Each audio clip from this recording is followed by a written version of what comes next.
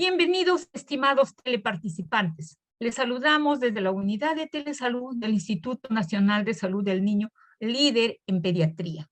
Es un gusto estar nuevamente con ustedes para presentarles una telecapacitación muy importante y de interés para todo el personal de salud. Nuestra invitada del día de hoy es la magíster Lourdes Castillo González, enfermera con amplia experiencia en el área docente, asistencial y administrativa en nuestra institución. Actualmente labora en la Unidad de Cuidados Paliativos Pediátricos. Ella tratará el tema valoración y manejo del dolor en el paciente pediátrico. Quedo con ustedes la magíster Lourdes Castillo. Puede empezar, magíster.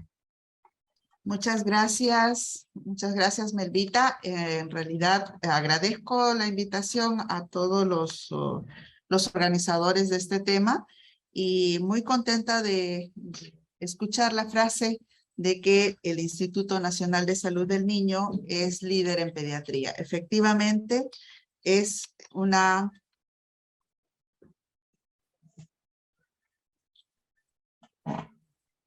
un orgullo para nosotros que trabajamos en nuestra institución recordar que hace más de 90 años, pues nuestro instituto era de esta manera y en esta ocasión lo tenemos así, por lo menos externamente, y que dentro de ese proceso evolutivo, nosotros como unidad de cuidados paliativos hemos nacido en respuesta de la necesidad de estos nuevos tipos de padecimientos, de enfermedades de alta complejidad que van teniendo nuestros niños.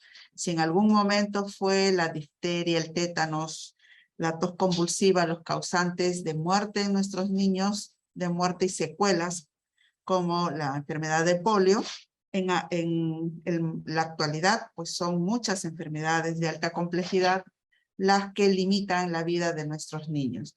Y en ese contexto, uno de nuestros objetivos como unidad de cuidados paliativos es justamente brindar el soporte, acompañamiento hospitalario cuando estos niños están dentro de nuestra institución. Cuando salen de alta los seguimos monitoreando por consulta externa. Utilizamos mucho en todo el equipo médico y de enfermeras la participación a través de telesalud y brindamos atención hospitalaria en aquellos niños que tienen dependencia de la tecnología y a quienes a los padres les enseñamos a cuidarlos en casa. Esta unidad lo que busca es propiciar en toda su dimensión la calidad de vida. Y uno de los elementos para que las personas que padecen enfermedades de alta complejidad puedan encontrar la calidad de vida que requieren es justamente controlar el dolor. Entonces, en esta ocasión voy a compartir con ustedes aquellos aspectos que cada vez nos hacen fortalecer más nuestras diferentes estrategias y alianzas que requerimos hacer para que los niños, en este caso, de que estoy hablando de la pediatría, pero en realidad ninguna persona debiera de sentir dolor. En nuestra institución se tomó mucho interés en lograr controlar el dolor en nuestros niños ya unos años atrás, específicamente a través de la intervención del Departamento de Enfermería. Y una de las evidencias de esta situación fue el hecho de que dentro de la hoja del control de funciones vitales se incorporara esta gráfica. Esta gráfica es justamente, es conocida como las caritas, ¿no?, de Wong-Baker, y que a través de estas expresiones podíamos o comenzamos a ponerle mayor interés en la evaluación del dolor. Es decir, ya no solamente se controlaban las funciones vitales clásicas de temperatura, presión arterial, etcétera, ¿no?, función respiratoria, frecuencia cardíaca, sino también el control del dolor. Y sobre todo, cuánto de dolor tenía el niño. Pero nosotros nos vamos dando cuenta que en esta intención de de aprender a identificar el dolor y de utilizar de repente la intervención, ya sea médica y complementaria, para lograr este control, implica mucho la capacidad de valorar cuánto de dolor tiene un niño que no puede expresarse. Y para eso justamente es que es necesario utilizar la escala adecuada de acuerdo a la edad que tenga el niño. Otra recomendación muy importante que nosotros vamos difundiendo y que quisiéramos que a nivel nacional se comprenda con claridad es no dudar del dolor que el paciente dice tener. A veces porque es niño creemos que su comprensión está limitada y cuando ellos mencionan que les duele, pensamos que no es cierto, o que de repente los mismos padres que mencionan de que su niño está sintiendo dolor, puede ser que supuestamente, porque no están entrenados en la atención de un paciente, estén confundiendo las cosas. Y no es así. En nuestra experiencia vamos dándonos cuenta que cuando el niño dice que le duele realmente y debemos de creerle. Lo mismo, los padres a veces identifican con mayor precisión y anticipación que su niño está percibiendo dolor, sobre todo en aquellos niños que tienen limitación, ya sea por su desarrollo o ya sea por la patología que tienen, de manifestar el dolor que están sintiendo. Entonces, identificar las características del dolor y los factores que provocan que éste aparezca es uno de los objetivos de la presentación y uno de los objetivos más importantes que cumple el personal de enfermería en el cuidado de la salud de nuestros niños. Y por eso justamente, como parte de su intervención, es resaltar o insistir en la observación al detalle, a aquellos aspectos que a veces pueden pasar desapercibidos, lo que hace que en realidad pueda ser más eficiente la intervención para lograr el objetivo del control del dolor. Hace no muchos años, en el 2016, se presentó en la revista PAN la nueva definición de dolor aceptada por la Asociación Internacional para el Estudio del Dolor, IASP son las siglas en inglés, y en él hacen una definición muy actualizada de lo que es la experiencia del dolor. Y dice que el dolor es una experiencia angustiosa asociada a un daño tisular real o potencial con componentes sensoriales, emocionales, cognitivos y sociales. Esta definición del dolor nos hace comprender que no solamente pues, es la experiencia biológica, no solamente es la injuria tisular que pudiera haber, sino que incluso pudiera ser potencial en cuanto a al daño, porque efectivamente cada vez con más precisión se está investigando de que a veces el recuerdo del dolor puede estimularse tan solo con una situación que hace evocar al evento doloroso, sobre todo cuando este ha sido traumático, y desencadena toda la secuencia que provoca el padecimiento del dolor. Es decir, en conclusión, que el dolor no solamente es una cuestión biológica, sino que forma parte de esa característica que tienen las personas de ser holísticas en todo su sentido, ¿no? Es decir, sienten el dolor físicamente, pero también la vivencia abarca la esfera emocional, cognitiva y social. Dentro de la semiología del dolor, es importante que el enfermero pueda identificar los siguientes puntos. Primero, la localización, si es un dolor generalizado o en qué ubicación está. La temporalidad indica no solamente el tiempo que percibe o que tiene el dolor, sino que en qué horarios suelen aparecer, porque a veces en ese tipo de observación fina, que al inicio lo subrayé, la atención al detalle, es que se logra identificar los factores causales y se pueden controlar. La temporalidad no solamente es el tiempo que dura, sino el momento en que se presenta. Si es repetitivo en las mañanas, si es repetitivo al despertar, si es repetitivo de repente es por las tardes, etc. También la intensidad o la puntuación según el tipo de escala, ya sea visual o verbal, que esté adecuada a la edad del desarrollo del niño, o de repente, perdón, a la edad cronológica del niño, o de repente también a su desarrollo. Pudiera tener de repente 6 años, pero su desarrollo se ha quedado en un promedio de 2 a 4 años, y entonces hay que medirlo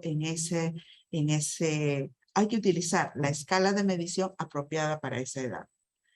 También es importante identificar qué factores exacerban o mitigan el dolor, y aquellos efectos que el dolor provoca en el niño también debe de ser observados. Y tuvimos una experiencia como enfermeros de la unidad de cuidados paliativos que no me canso de compartir cada vez que hablo de este tema.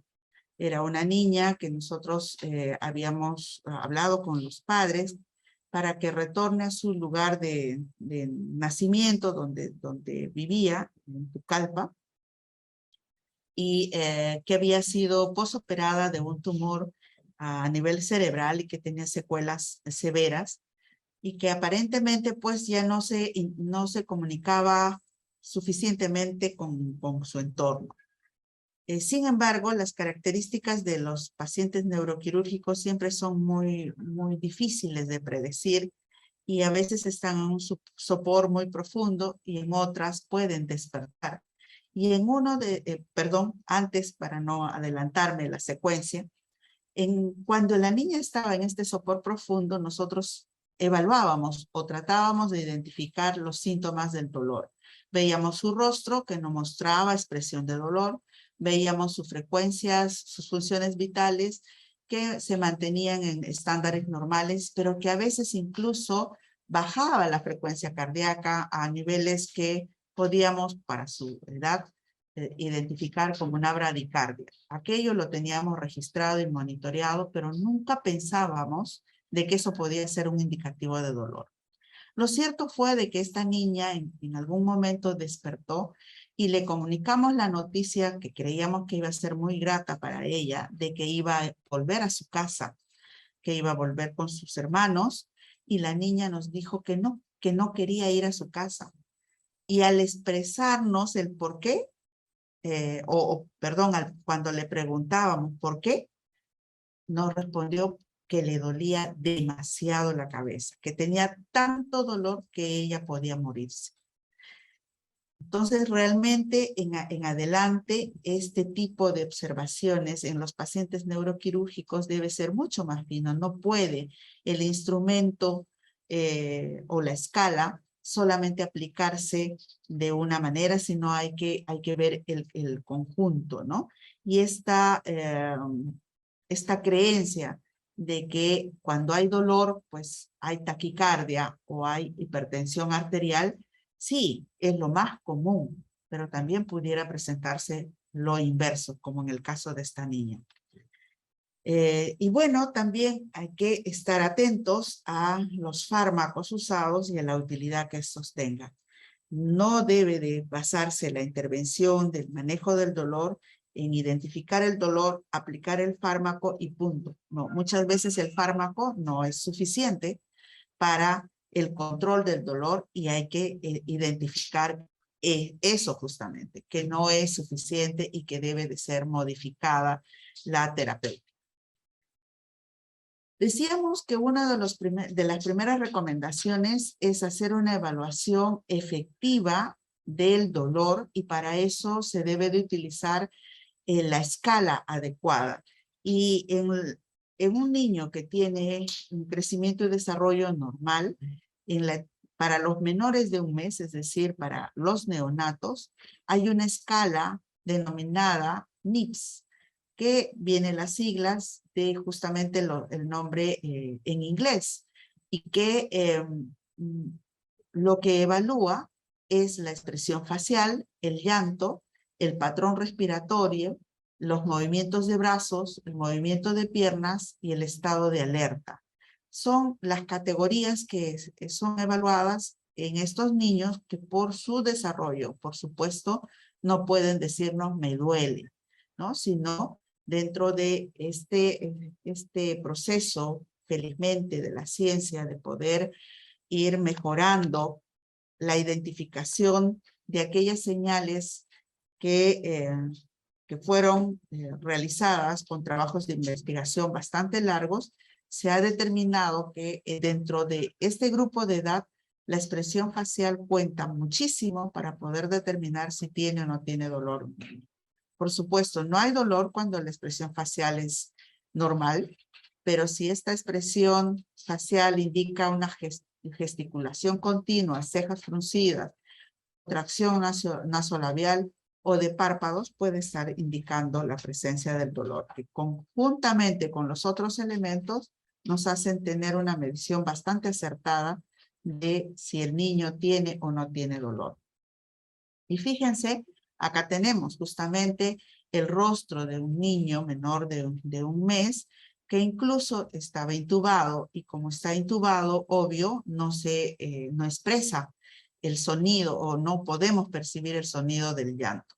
Sin embargo, observando a este niño, efectivamente, aún intubado, estaba llorando, tenía contracción, las piernas flexionadas, movimientos permanentes del brazo, y en la aplicación de la escala, pues tenemos justamente esto, ¿no? Y lo presentamos como un caso, el caso 1. Recién nacido de 10 días de nacido, con perímetro cefálico mayor al esperado, fontanela tensa, con llanto continuo inaudible por el tubo endotraqueal, con ventilación mecánica en modo controlado, a veces incompatible en la frecuencia programada. Ese es un elemento muy importante, es decir, tenía una frecuencia que supuestamente debía cubrir sus necesidades, pero a veces él respiraba más que la programación, con movimientos de miembros superiores e inferiores, y que se mantiene despierto más horas de lo adecuado para su edad. Sabemos que un niño recién nacido pues duerme bastante tiempo, y este niño no dormía. Entonces, en ese proceso de la evaluación, aplicando la escala de dolor NIPS, tendríamos acá que dentro de la expresión facial, pues la expresión facial tendríamos que ponerle el puntaje de 1, ¿no? Porque estamos viendo su rostro, o acabamos de ver el rostro, con las cejas fruncidas. A ver, voy a retroceder. Las cejas fruncidas, la línea nasobucal que va teniendo, y esos ojos que están expresando justamente el llanto, ¿no? El llanto está presente y ponemos el 2, su patrón respiratorio, ¿no? Le ponemos un puntaje de 1 porque ya decimos de que a pesar de tener una programación estipulada, no había muchas veces más frecuencia respiratoria que la programada. Los movimientos de brazos, el movimiento de piernas y el estado de alerta más allá de lo que correspondía para su grupo etario. Entonces, en este caso, ¿qué notas de enfermería o cuál debería de ser las anotaciones de enfermería que nosotros deberíamos de colocar? Tendríamos que colocar primero, aplicando en la escala, estamos sumando un puntaje total de 7, y con ese puntaje total de 7, según la puntuación, estaríamos determinando de que el dolor que está percibiendo este recién nacido es un dolor severo. En las notas de enfermería debería de colocarse la hora en que estamos aplicando el puntaje, o la escala, perdón, y poner dolor / NIPS, porque esa es la escala que estaríamos usando, igual 7, es el puntaje que hemos alcanzado a sumar, sobre 10. 7 sobre la escala de 10, ¿no? Y, por supuesto, denotaría un dolor severo. Para los niños de 1 año a 3 años, la escala recomendada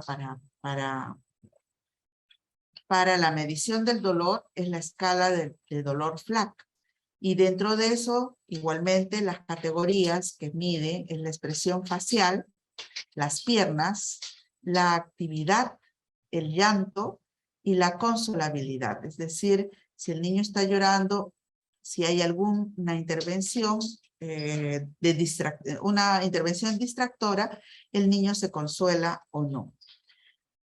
Y vamos viendo, ¿no? Que en la expresión facial el puntaje 0, por supuesto, es que está normal. El puntaje 1, cuando ocasionalmente hace muecas o tiene el ceño fruncido, o está desinteresado en la acción o la actividad distractiva que le estamos ofreciendo.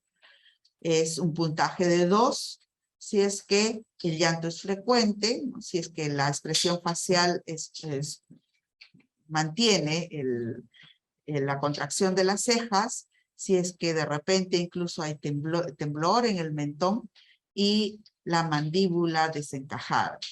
En cuanto a las piernas, la postura de las piernas puede estar normal, es puntaje 1 cuando están inquietas, rígidas o tensas, y puntaje 2 cuando patalea o mantiene las piernas alzadas. Recordemos que dependiendo de la ubicación donde está el dolor, hay niños que evitan moverse porque les duele.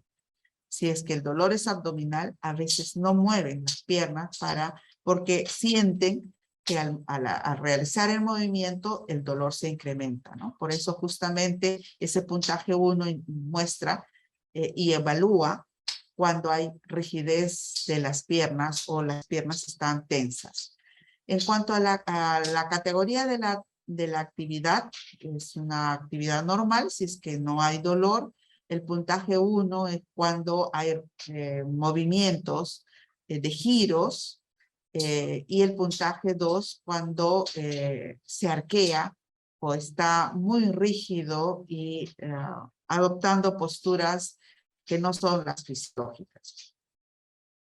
El llanto, obvio, si no hay llanto, no hay dolor, pero pudiera estar haciendo gemidos, lloriqueos intermitentes, ese sería un puntaje 1, y si el llanto es continuo, el puntaje sería 2. En cuanto a la consolabilidad, se pone en puntaje 1 si frente a las caricias, frente al arrullo, el niño se distrae, logra distraerse, pero luego vuelve a llorar. Igual, puntaje 2, si es que a pesar del arrullo, de la intervención distractora, el niño no cesa de llorar. De acuerdo a eso, también puede obtener un puntaje que podría categorizar su dolor en leve, moderado o severo. Entonces, frente al caso, el segundo caso que colocaríamos es una niña de 1 mes. En la escala FLAC, recordemos que es de 1 mes a 3 años. Una niña, en este caso con secuela neurológica severa, que vamos a ver su cara dentro de breves momentos. Las piernas las mantienen cogidas, tiene movimientos de defensa, de rigidez o hipertonía generalizada, con brazos encogidos y rígidos. Recordemos que tiene secuela neurológica, su llanto es permanente y no se consuela con nada. Miren su rostro. Creo que al mirar su rostro, casi de inmediato podríamos mencionar de que esta niña tiene dolor. Frente a la aplicación de la escala, calza perfectamente para tener, pues, con todas estas características, un puntaje que es el que vamos a ver. En la categoría de expresión facial estamos poniendo puntaje 2, las piernas, puntaje 1, la actividad y llanto, puntaje 2, y la consolabilidad también lo ponemos en 1. Su puntaje total sería 8 y por tanto sería un dolor intenso, ¿no? Un dolor del más alto nivel. Las notas de enfermería deberían de ser registradas, igualmente la hora, dolor /FLAC, que es la escala que estamos usando, de acuerdo a su edad, igual 8/10. La escala para la valoración del dolor de los niños mayores es entre los 3 a 7 años, la escala de Caras, y la escala visual analógica para los niños mayores de 8 años. Esta escala visual analógica está en relación a la capacidad cognitiva que va teniendo el niño de comprender el valor simbólico de los números. Y justamente por eso es para los mayores de 8 años, donde luego de la explicación ellos pueden puntuar y comprender de que el dolor cero, o perdón, que el número 0 indica que no tiene dolor y que es gradual el incremento y que su peor dolor estaría marcando número 10. Una vez que la explicación es detallada y muy calmada, el niño llega a comprender y puede decir, tengo 6 de dolor, tengo 7 de dolor, tengo 2 de dolor, tengo 4 de dolor.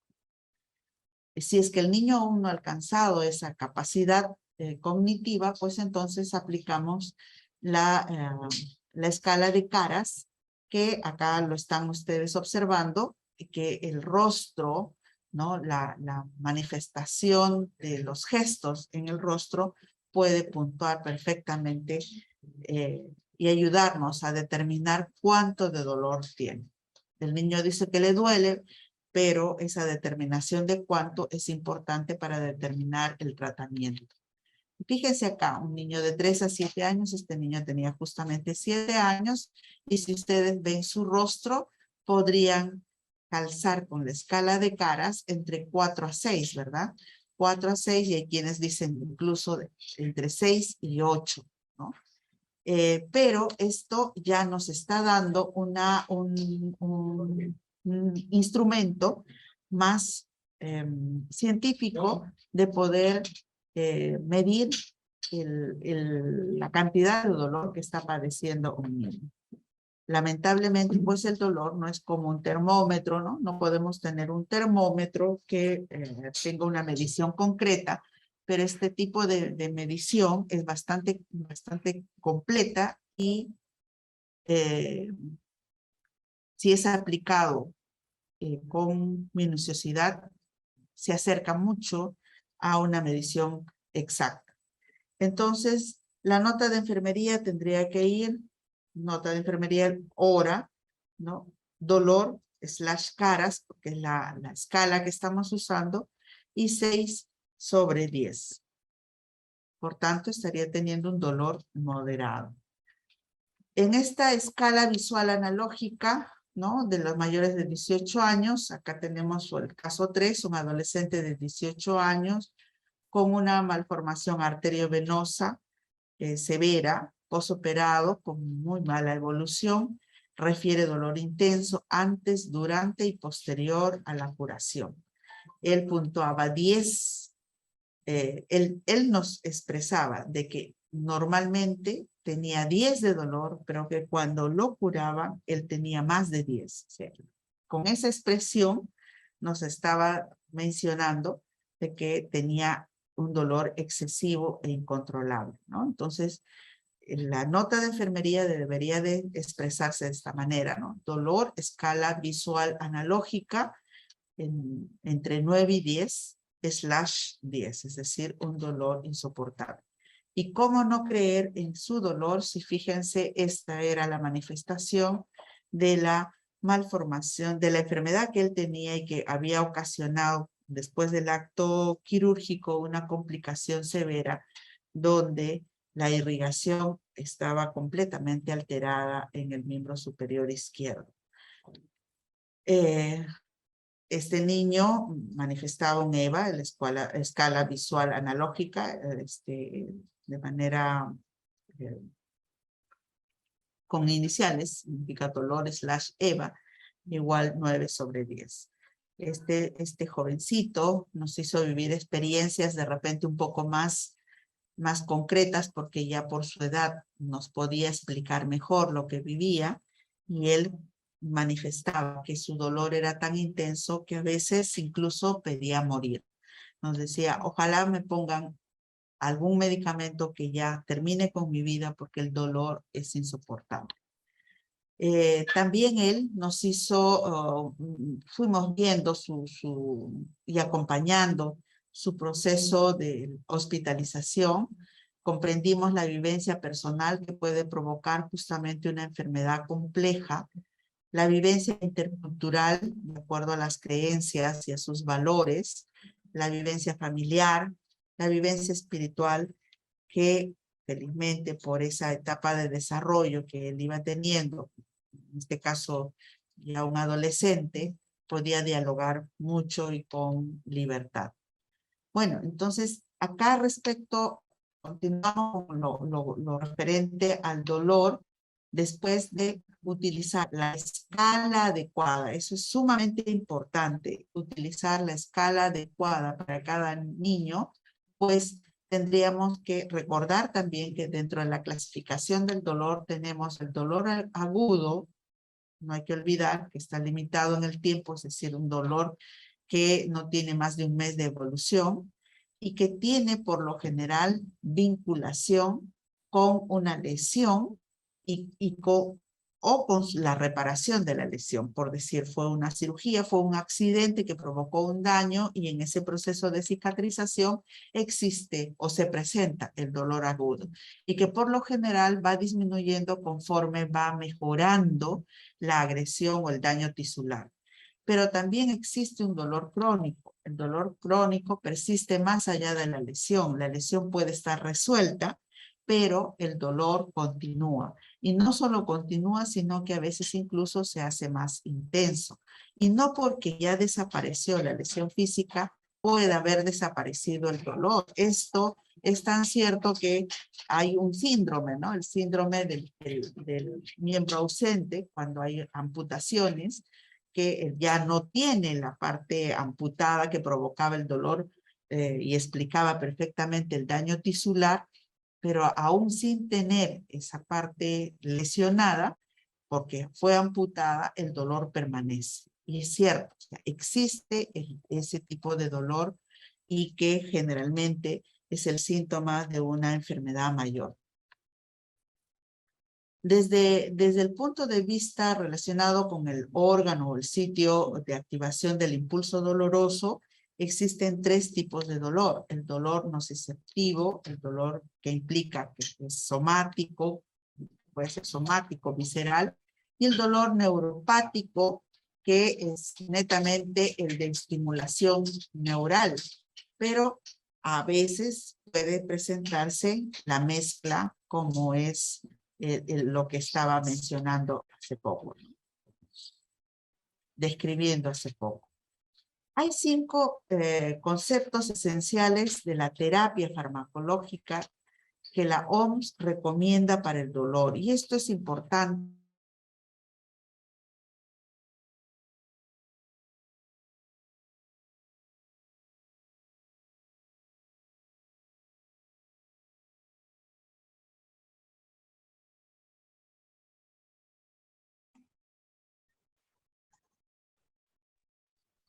A ver, creo que tuvimos...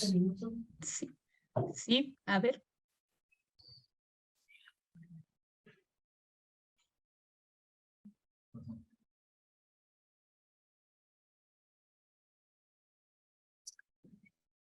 Sí, sí. Bueno, bien. Hubo una Sí, ya se visualiza. Ajá. Ya. Decíamos de que hay 5 conceptos esenciales de la terapia farmacológica que recomienda la Organización Mundial para el Dolor. Uno, que en lo posible, la vía que se deba usar debe ser la oral, salvo que existiera alguna dificultad. Por horario, esa indicación del PRN no es recomendado para el manejo del dolor. Si hay dolor, debe de haber indicación medicada para el control del dolor por horario y poner un número de días. Puede ser 3 días. 3 días, tal medicamento cada 6 horas o cada 4 o cada 8 por horario y un número determinado de días. Suspendido, terminado esos días, pues entonces se observa si es que el dolor ha sido resuelto o ya no. Pero es importante eso, no PRN, ¿no? Es decir, que solamente cuando aparezca el dolor. Y si el dolor, supongamos, yo tengo dolor, a las 6 de la mañana me pusieron el medicamento y luego esperan, pasan las horas, terminó el efecto del medicamento y a las 4 estoy muriéndome de dolor, ya, otra vez PRN. No. Si hay dolor, debe de haber una indicación por horario. Y se debe de utilizar, por supuesto, la escalera de la Organización Mundial de la Salud. El dolor, o perdón, el tratamiento, el dolor en sí es una experiencia individual. Por tanto, el tratamiento también debe de ser individualizado y este es otro elemento importantísimo que los enfermeros no debemos de olvidar.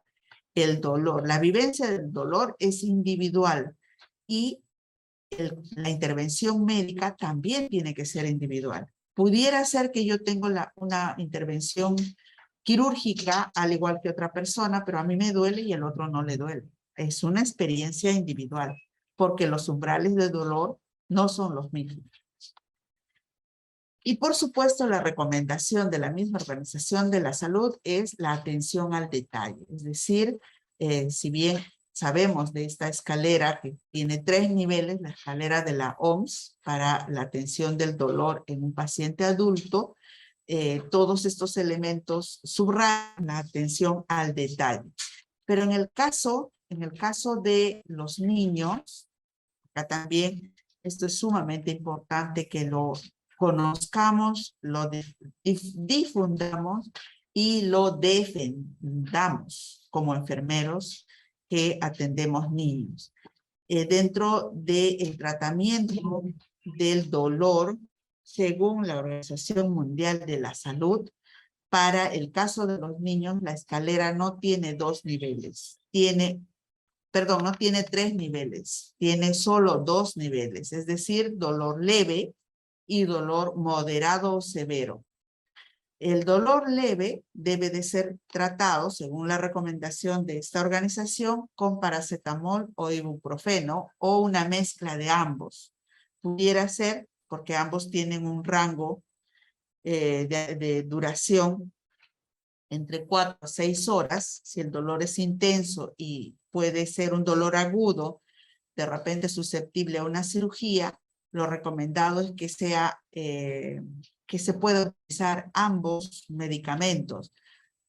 Puede ser que uno tenga pues a cada 6 horas, ¿no? A las 6 de la mañana, 12 del día, 6 de la tarde, 12 de la noche, y el otro empiece a partir de las 10 de la mañana de repente, 10, 2, 10, 2, ¿no? Eso es lo que recomienda la Organización Mundial de la Salud. Pero en el caso del dolor moderado severo, recomienda de frente opioides para el control del dolor. Yo insisto mucho en este aspecto porque son experiencias que también nosotros, como unidad de cuidados paliativos, hemos descubierto producto de el tratar de proporcionar, como les decía, calidad de vida a nuestros niños, nos ha hecho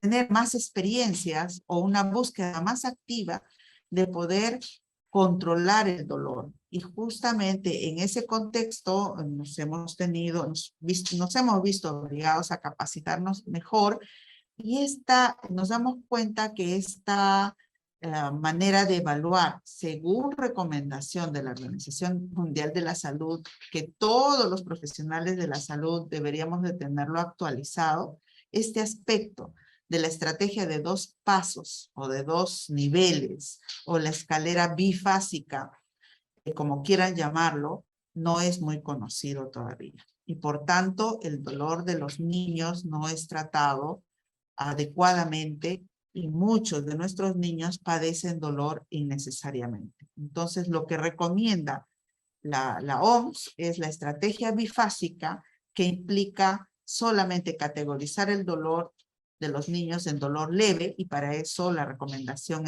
son los AINES como el paracetamol o el ibuprofeno y el dolor moderado o severo que definitivamente se inicia con los opioides, directamente con los opioides. No hay acá una cuestión intermedia. ¿Y por qué? Porque justamente es muy difícil, muy complejo poder evaluar con precisión qué cantidad de dolor está percibiendo el niño. Y para favorecer diríamos, para favorecer su bienestar es que la OMS ha recomendado la estrategia bifásica. Dentro de los principios del tratamiento farmacológico del dolor en pediatría, es esto, es vital, la estrategia bifásica, la administración a intervalos regulares, es decir, que deba de tener horario el medicamento, no es PRN, que se utilice la vía de administración apropiada. La recomendación es la vía oral, la más segura, pero si es que no fuera así, pues la vía endovenosa o la vía subcutánea, y no olvidar de que tiene que haber una individualización del tratamiento. La reacción o los estímulos nociceptivos no son las respuestas, estos estímulos no son las mismas de una persona a otra.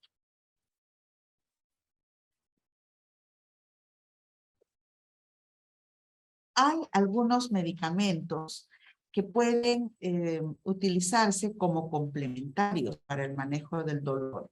Y también es importante que nosotros lo conozcamos. Dentro de estos medicamentos, sobre todo enfocados al tratamiento del dolor crónico, ¿no? El dolor crónico y el dolor... Roxana Barreto, ¿tendrías la amabilidad, por favor, de bloquear tu pantalla?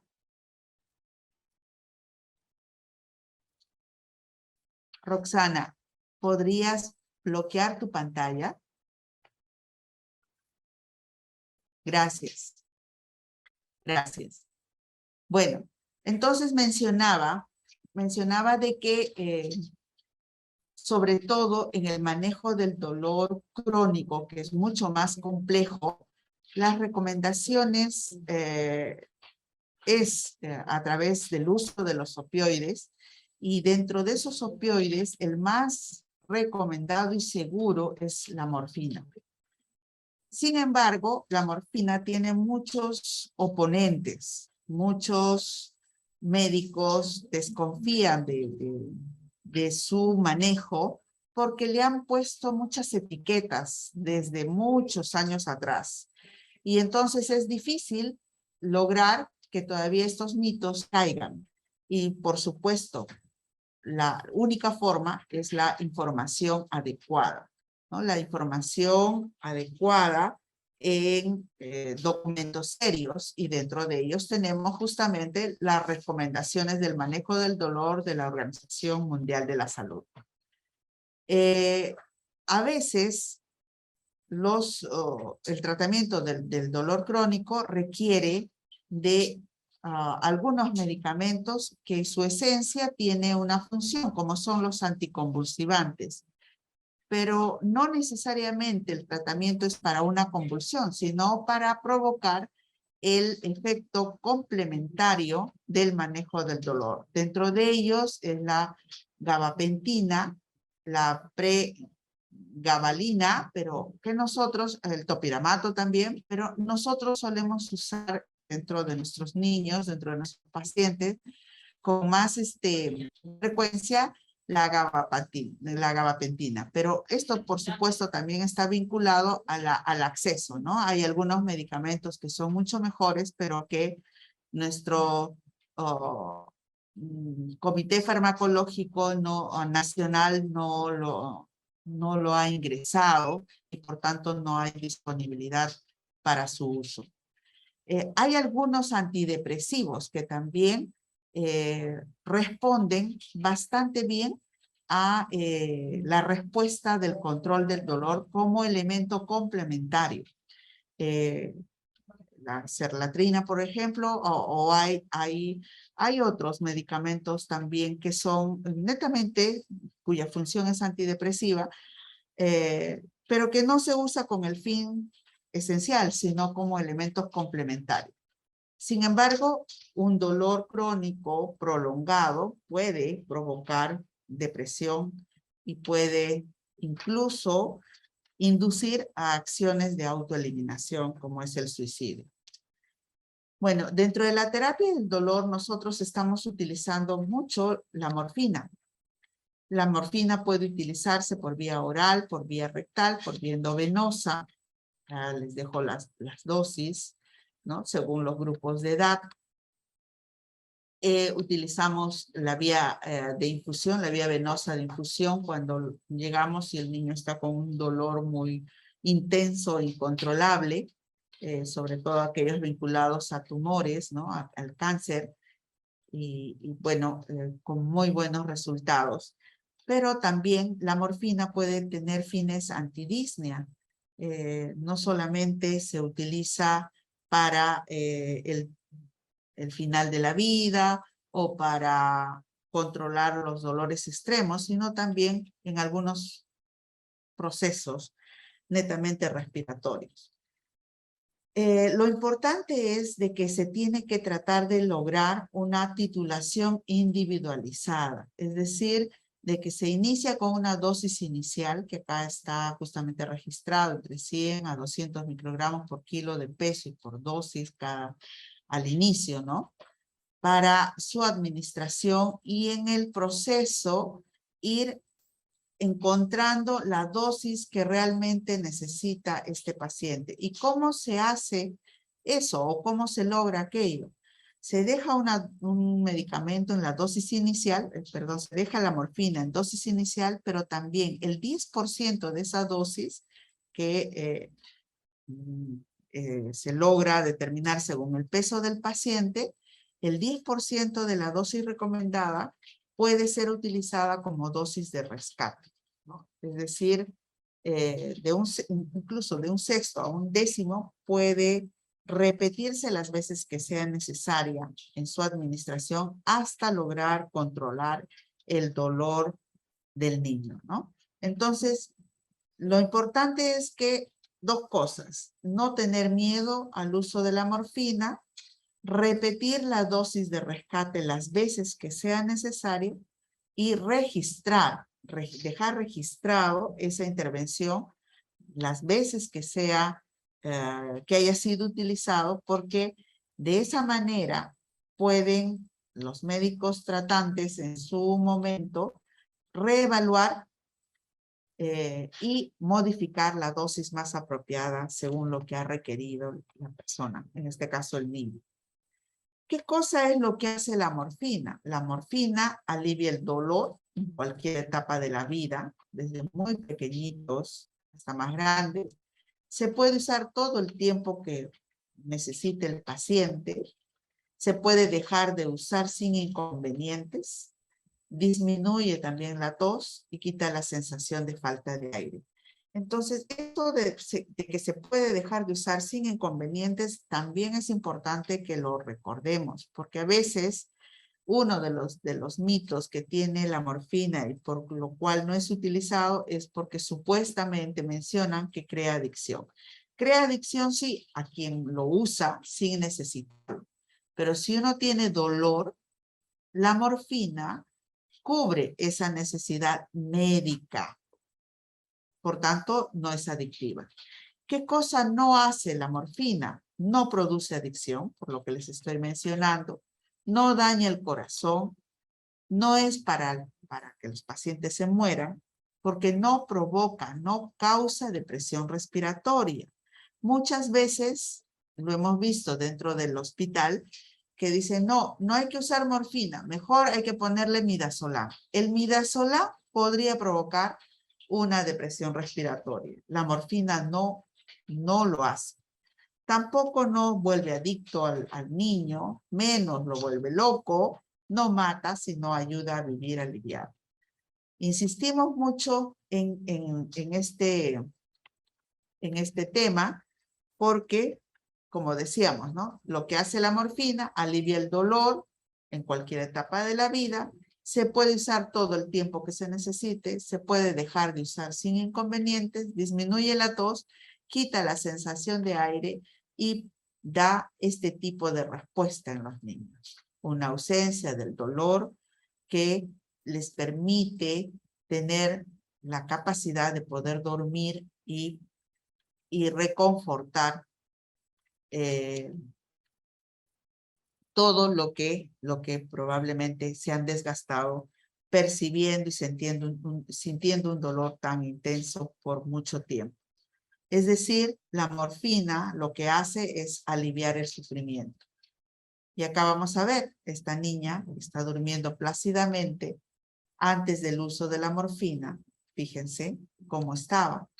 Lo mismo, un niño, su llanto manifestando el dolor y luego puede jugar tranquilo. Otro niño, en las mismas condiciones, después no solo juega tranquilo, sino incluso pide comida. Le vuelve el apetito. Una niña que es muy limitada con su movimiento porque tenía mucho dolor, pues puede incluso volver a movilizarse y a caminar solamente por el control del dolor. Es cierto que en algunas ocasiones la morfina suele utilizarse para efectos finales de la vida, pero son excepciones. Y no porque la morfina vaya a provocar la depresión respiratoria y así se muere el paciente. No, más bien se usa la morfina para que el final de la vida sea placentero y no sea con sufrimiento. Es decir, que mientras va perdiendo la vida, no padezca dolor, sino vaya recibiendo un estímulo de bienestar generalizado. Porque eso es lo que las personas que hablan, los niños más grandes que nos dicen, nos pueden expresar lo que sienten cuando se les administra la morfina. Había un niño, un niñito de unos 8 años, que ya partió, ya falleció porque tenía un problema muy serio a nivel pulmonar. Él nos decía, ¿no? Yo siento que entra algo calientito y me da mucha tranquilidad. ¿Y por qué te da tranquilidad? Porque cuando va pasando eso calientito por todo mi cuerpo me deja de doler. Y efectivamente, producto de su enfermedad, que era una enfermedad degenerativa, tenía mucho dolor muscular. Entonces, es verdad de que a veces la morfina se usa al término de la vida para tener una muerte pacífica y digna, pero no es su única función. La función de la morfina está recomendada por la Organización Mundial de la Salud como un medicamento altamente confiable para el control del dolor en el caso del dolor moderado severo de los niños. Y dentro de esas experiencias nosotros hemos comenzado a utilizar la terapia subcutánea para el uso de morfina y midazolam, ya sea morfina sola o morfina con midazolam, que ambos se potencian bastante bien a nivel subcutáneo. ¿Qué cosa sí debemos de hacer para colocar la terapia subcutánea? Utilizar la preparación en solución o realizar la preparación de la infusión con solución salina, por supuesto preparar el equipo, utilizar el catéter íntima o en su defecto el Avocat 24, nos da muy buena respuesta el Avocat 24, realizar una limpieza profunda y un sellado adecuado por 14 a 15 días. Si el sellado es adecuado, esa colocación de la infusión debe de durar sin problemas 14 a 15 días. Por supuesto, sí, antes hay que observar la zona, debe de tener una piel sana, en una zona que no limite la funcionabilidad del uso de ese miembro. El deltoides o el infraclavicular son las zonas de preferencia, pero también pudiera utilizarse el abdomen o el muslo. En esta preparación de la vía subcutánea, acá tenemos los elementos, ¿no? Decíamos el catéter íntima, que es lo que dice la teoría, pero que nosotros estamos reemplazándolo con el catéter, el Avocat, que normalmente lo utilizamos, el 24, con, por supuesto, los otros medios. Es muy importante el uso del Tegader para protector y lo usamos como un sello, ¿no? Que nos permite observar la evolución de la zona de punción y también nos permite tener pues un resguardo de los agentes externos que pudieran provocar inflamación o infección. Acá tenemos justamente la zona, tratando, a ver, vamos a ver. Supongo que ustedes pueden ver, ¿verdad? Lo están viendo completo. En la zona del deltoides, ¿no? Donde se hace una limpieza, debe hacerse una limpieza rigurosa. Y se coloca el catéter en un ángulo de 15 grados por debajo de la piel y encima del músculo, que recordemos es subcutáneo, debajo de la piel y encima del músculo. Una vez instalado, sin mayor dificultad, porque acá no es que no encuentro la vía, ¿no? Sino simplemente ubicar bien la zona, limpiarla bien, se coloca, se sella bien, como lo están observando, bien sellado. Y luego la sujeción necesaria, acá está, ya bien sujeto, ¿no? Se pone la fecha. Le colocamos una llave de triple vía para poder utilizar el rescate, tan solo para el rescate, porque esta es una vía exclusiva para el uso de morfina sola o midazolam con morfina. Vía exclusiva porque la dosis está calculada en volúmenes bastante pequeños que puedan permitir pues la absorción necesaria y la medicación que va a llegar a todo el cuerpo desde esta zona, ¿no?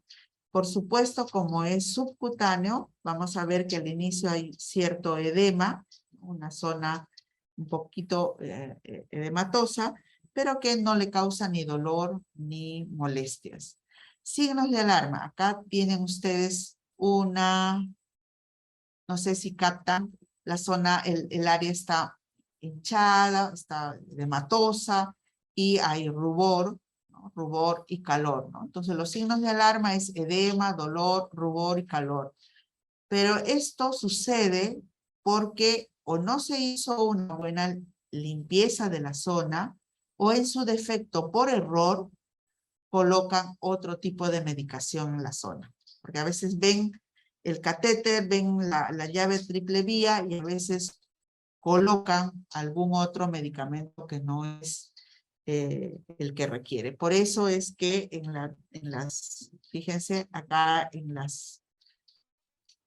los esparadrapos que están no solamente registrados la fecha, también solemos colocar con un lapicero rojo vía exclusiva para midazolam y morfina, ¿no? O vía exclusiva para morfina.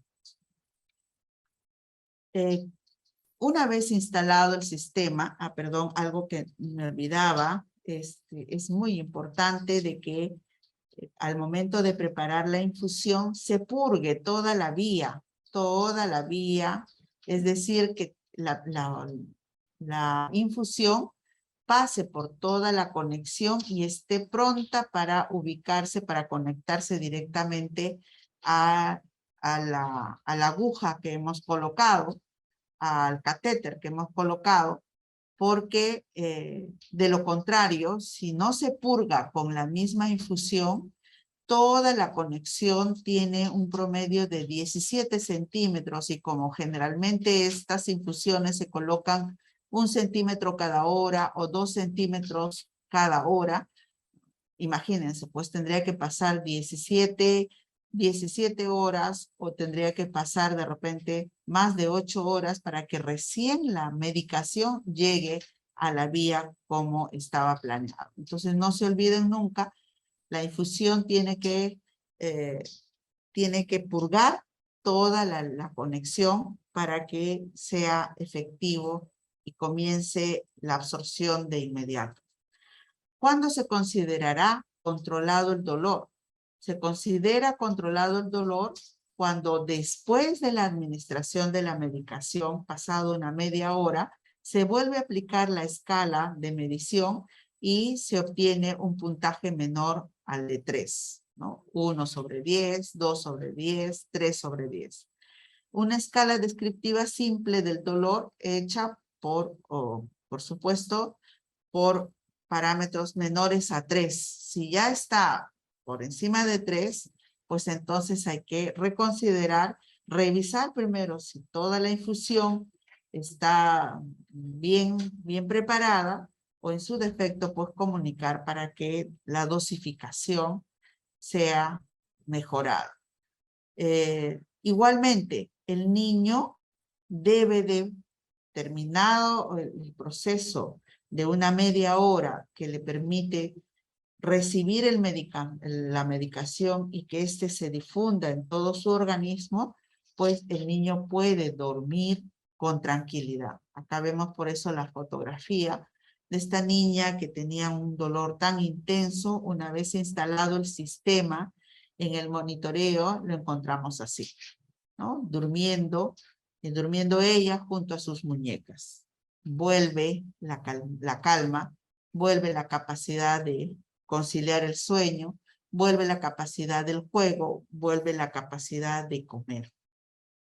Entonces, sentirse bien es parte de una teoría, sentir bienestar es parte de la teoría del final de la vida, que una de nuestras teóricas insiste mucho o insistió mucho en que recordemos que el alivio de las molestias y lograr el estado de relajación es sumamente importante. En este caso, todas estas recomendaciones del alivio de las molestias y el estado de relajación solo se da cuando hay una detección, una evaluación adecuada del dolor para facilitar una intervención también efectiva de la parte medicamentosa para lograr el resultado final.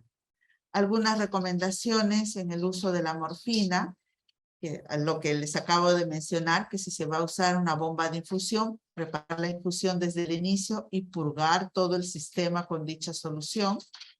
Que al inicio esta medicación, esto es importante, puede provocar náuseas o vómitos. A veces nos sucedió, llegamos a un servicio, nos convocaron porque había un niño con dolor muy intenso, marcaba 10 cuando aplicamos la escala, era un jovencito que tenía un osteosarcoma, se le inició la morfina, llegó a controlar el dolor, pero a los 2 días o al día siguiente fuimos y otra vez encontramos al niño con dolor y le preguntamos qué había pasado. Le habían suspendido el tratamiento porque tenía muchas náuseas. Efectivamente, la morfina al inicio, por 3 días consecutivos, puede, es decir, no siempre, puede provocar vómitos, náuseas, vómitos y estreñimiento. Pero justamente por eso se recomienda que al inicio se le dé pues la indicación, se le inicia la morfina con los coadyuvantes para el control de náuseas y para el control o el tratamiento preventivo del estreñimiento. La dosis es personal y a esto se llama la titulación. Vamos a titular a este paciente, se menciona, y que eso indica, esa titulación se obtiene tan solo con el uso del rescate las veces que requiera el paciente y el registro adecuado para que en función de cuántas veces ha necesitado el rescate sea nuevamente reevaluada la dosificación. También la recomendación es de que no se debe suspender de manera abrupta porque puede provocar un síndrome de abstinencia. Y acá lo he puesto adrede, casi consecutivamente no provoca adicción. Y ustedes podrían decir, ¿cómo recomiendan que no se debe suspender de manera abrupta para evitar el síndrome de abstinencia y luego dicen que no provoca adicción? Efectivamente, no provoca adicción, pero la suspensión abrupta de la morfina puede provocar una crisis de dolor mucho más intensa de la que estaba padeciendo. Porque llegado el medicamento a controlar el dolor, la suspensión completa de esto es casi un mecanismo inverso muy intenso. Y a eso le llamamos el síndrome de abstinencia, ¿no? Se suspendió la morfina bruscamente, el dolor se acrecienta mucho más de lo que se tenía al inicio. Y recordemos que no provoca depresión respiratoria. Entonces, ¿cómo se va a suspender la morfina? se preguntarán si hay que suspenderla de manera gradual. Se llama destete de la morfina. Se va bajando la dosis, se va alargando el horario y de esa manera puede retirarse con seguridad. Recordemos también que la morfina no se usa solo al final de la vida y puede ayudar mucho en la disnea cuando hay dificultad respiratoria por alguna situación médica que lo esté provocando. Recomendaciones sobre el uso del rescate, parte de la titulación individual, no tiene número de límite en sus dosis y registrar en la historia clínica. Ya lo hemos comentado en su momento. Cuando no se controla el dolor, puede provocar esto, el dolor total. El concepto del dolor total es un dolor completo, un dolor espiritual, psicológico, incluso hasta social, que provoca en la persona una falta de sentido en la vida y que conduce incluso a ideas suicidas. Ese dolor, parte de ese dolor total es lo que sienten también los padres al ver cómo sus niños van empeorando y no pueden controlar, no pueden dejar de ver que su hijo está sufriendo por el dolor. Esto forma parte de esa capacidad de intervenir, de conocer, de ser efectivo en esta evaluación y en el control mismo del dolor. Es parte del principio de no abandono que desde nuestros primeros tiempos nos lo recuerda la que creó la enfermería, ¿no? Florencia Nightingale. Y bueno, esto es una lámina que quería compartir con ustedes porque a los enfermeros nos dicen brujas, ¿no? Porque efectivamente las brujas en la antigüedad eran pues personas sabias, generalmente mujeres, que se dedicaban a cuidar y que en el cuidado aprendían a usar las hierbas, aprendían a usar ciertas pociones para curar. Y dentro de esas habilidades para curar y cuidar está justamente el controlar el dolor. Así que sigamos produciendo ese tipo de pócimas. Muchísimas gracias, estoy a disposición si es que ustedes tuvieran algo que preguntar, algo que no quedó claro. Muchas gracias. Muy bien, licenciada. Nos pregunta por el chat. Morfina, ¿cuándo se pasa en bolo y cuándo en Volutrol? Dependiendo de la indicación. A veces cuando se inicia, cuando el dolor todavía podríamos decir que es un poco más fácil de ser controlado, la morfina puede ser administrada por vía endovenosa en bolo y en horario, ¿no? Es decir, cada 6 horas o cada 4 horas. Se pasa en Volutrol generalmente de manera continua. Me parece que a eso se están dirigiendo la pregunta, ¿no? De manera continua en una infusión que puede, dependiendo de la dosis y el volumen es muy pequeño, cuando el dolor es muy intenso y la necesidad de la medicación va justamente en esa línea, la continuidad. Bien, licenciada. Nos llega otra pregunta. El intervalo de rescate de la morfina, ¿cuánto tiene que ser? El intervalo no tiene intervalo de amplitud más que la recomendación, según la teoría, es de que aplicado un rescate se debe de esperar más o menos 1 hora. Dice de media a 1 hora, pero no es que haya una interacción, o sea, nocivo aplicar antes de la hora o antes de la media hora el otro rescate. No es por eso, sino porque se espera que en un promedio de media hora a 1 hora uno puede observar bien el efecto de la medicación que ha recibido. Pero no hay una situación que desencadene daño en el paciente. Por eso es que cuando lo dejamos indicado y nosotros lo vamos a verificar, les decimos a las colegas que no tengan temor. Pueden volver a repetir el rescate en el lapso incluso antes de la hora. El objetivo es que el niño no tenga dolor. Si es que incluida la infusión o iniciada la infusión o estando presente la infusión, el niño tiene dolor, hay que ponerle rescate. El rescate no es suficiente, repito el rescate. Y registro esto en mis notas de enfermería porque eso va a servir para que el día siguiente tenga una dosificación más adecuada a su respuesta biológica. Por eso es que se habla de titulación. Bien, licenciada. Otra pregunta. Para iniciar morfina en niños, ¿debe recibir primero analgésicos, metamizol y último dar morfina si no le calma el dolor? Qué interesante la pregunta. Me permite explicarles. Decíamos de que la valoración del dolor es la primera etapa. Y si la valoración del dolor marca un dolor más allá de, por encima de 3, es decir, 4, 5, 6, decíamos de que la Organización Mundial de la Salud recomienda la terapia bifásica. Es decir, si el dolor es bajo, AINES.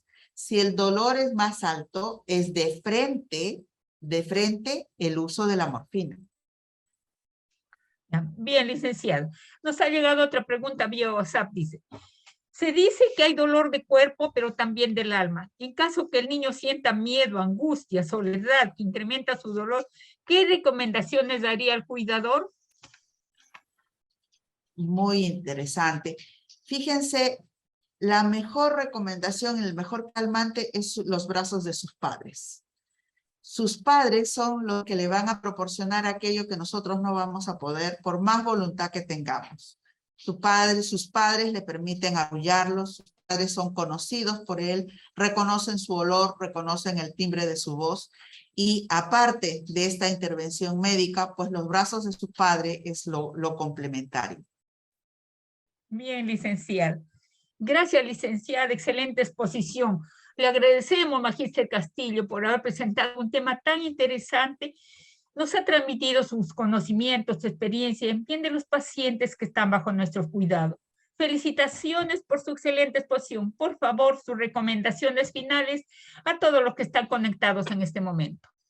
Sí, sobre todo para quienes, supongo yo, que los que me están escuchando son personas que trabajan con niños. En realidad, ni los niños ni los adultos deben de sentir dolor, porque médicamente hemos avanzado o científicamente hemos avanzado lo suficiente como para controlar el dolor. El sentir el dolor está categorizado como una tortura. Y la tortura está penado incluso por ley. Forma parte de los derechos humanos. Nadie puede ser sujeto a tortura. Por tanto, está en nuestras manos la identificación de cada síntoma, ese detalle que solamente lo puede hacer el enfermero estando cercano a su paciente, observando y escuchando también lo que dice el niño, lo que dicen los padres. Si dicen que tienen dolor y está en nuestras manos el valorar, el registrar y el exigir que se dé la intervención adecuada. Muchas veces incluso mencionar e informar, usted, doctor, no se está sujetando a las recomendaciones internacionales del manejo del dolor que da la Organización Mundial de la Salud. Actualmente estamos en el manejo de la terapia bifásica para el control del dolor. Muy bien, licenciada. Me permite, ha llegado una última pregunta. ¿Cómo identificar el dolor total en niños? El dolor total en los niños es bastante complejo de comprender. Sin embargo, esa tristeza que tiene el niño, esa regresión que puede haber presentado en su conducta, ya no hay llanto, ya no hay de repente esa cuestión de las manifestaciones que hemos descrito según su desarrollo, según su grupo etario, donde esté la rigidez del cuerpo, donde esté la manifestación gráfica de las líneas en su cara, pero sí luce triste. Y eso lo estamos viendo lamentablemente con mucha frecuencia dentro de nuestra misma institución por la rigidez que estamos teniendo después de la pandemia. Ya conocemos la forma de contaminación que produce este virus y ya sabemos las vías de contagio. Hay que ser más flexibles con la presencia de los padres, de los familiares y ser también sensibles a sus necesidades, que es ese encuentro amoroso en esa relación de mutua dependencia que tienen ellos. Bien, licenciada, no hay más preguntas, pero sí felicitaciones de los teleparticipantes, excelente ponencia, felicitaciones. Muchas gracias, licenciada Ludres, excelente ponencia. Gracias por la ponencia, buenas tardes. Su público se está manifestando, licenciada. La verdad que gracias, muchas gracias. A ustedes. Gracias también a todos los que se conectaron. Los invitamos que continúen con nosotros. El día de mañana tenemos otra telecapacitación muy importante, interesante. Los esperamos a la misma hora. Muy buenas tardes a todos.